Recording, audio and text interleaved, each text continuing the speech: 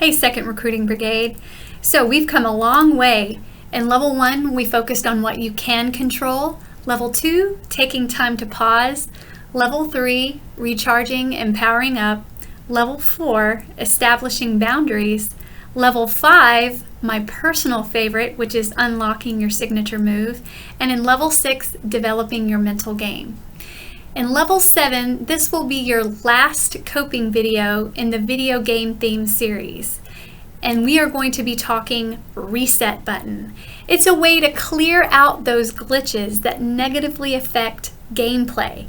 We know what those glitches look like in a video game, but in real life, during this pandemic, glitches can be anything from relational missteps as a parent or a spouse, the lack of routine, to fears surrounding the return to work.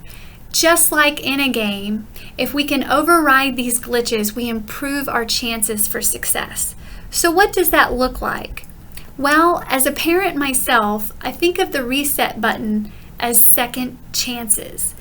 With my husband and I both working from home full time, I'm sure there are days where I've inadvertently made my kids feel unwelcome in their own home. Or I may have spoken to them as if they've been a constant annoyance.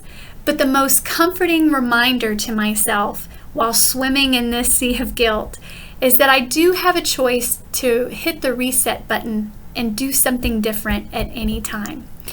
When you make a relationship misstep with your kids or your spouse, an apology is like mashing that reset button. You'd be surprised how quickly they're willing to forgive you.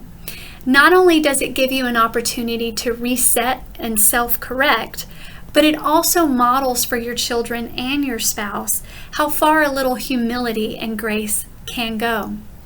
The reset button also can restore your default settings.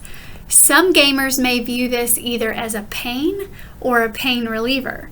On one hand, restoring default settings wipes out several gains. On the other hand, it gives you an opportunity to take the lessons learned and start fresh. It's the same situation across the brigade as we are steadily phasing back into our physical offices. Going back to default routines prior to the pandemic has left some worried and others excited. Neither is wrong. On one hand, the default gets us back into the routine some of us are craving. On the other hand, the default takes us out of the routine we've been enjoying. Whatever camp you're in, I'll provide some tips on phasing back into the workplace so as not to completely shock your system. So, there's no reason that you can't take what you've enjoyed during telework to the workplace.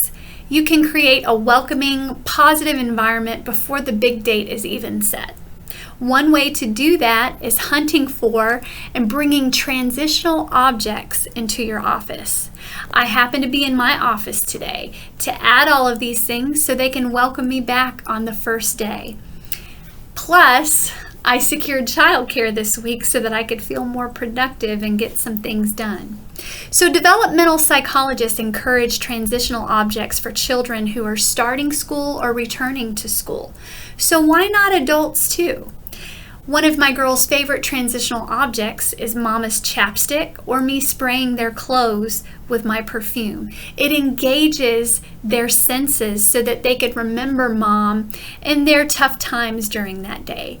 For adults, it can be any object that keeps you mentally and emotionally connected to what you're likely to miss. Anything that can engage the five senses. So here's some examples. I don't know about you, but while I was teleworking, I spend a lot of time out on the front porch or the back porch. And with that, I get to hear the birds chirping. I get to hear people mowing their grass, all the sounds of nature at its best. I get to smell all of the wonderful fragrances and things that are in the air. So one of the things that I've done is I've brought a bird figurine, some plants and flowers, and even arts and crafts that the kids have made for me to stay connected. For sound, you can download nature sounds and listen to those as you're working throughout the day. And of course, if you have a cubicle buddy, be mindful of the volume. For sound, you can also call your spouse to hear their voice, or go have lunch with your kids. And that also meets the touch sensory aspect as well, as you'll be able to touch and hold and hug and kiss them and greet them. Smell. Anytime I walked a certain path, I could smell the honeysuckle before I even got there. So you can find some different fragrances that you can place in your office that will help connect you back to those things that you loved most about teleworking. Even taste, maybe some of your favorite snacks or lunches, or maybe even ask one of your older kids to pack your lunch for you. Nothing will warm your heart when you open it up and see what they have. And of course, hopefully you have a Burger King down the road just in case it wasn't to your liking. And then of course for touch, maybe bringing your walking shoes. I know a lot of folks that I've talked to have been taking a lot of walks to cope. And who says you can't take a 15-minute break here and there and go for a walk, of course within DoD guidelines. It might even be your favorite sweater or a coffee cup that you can bring to work. So I hope these things have helped. It is certainly my hope that these coping videos have helped remind you of the most powerful coping tool of all, which is you. No one else is going to cope for you. So as we celebrate or grieve the end of this game, remember that endurance improved your character and strengths.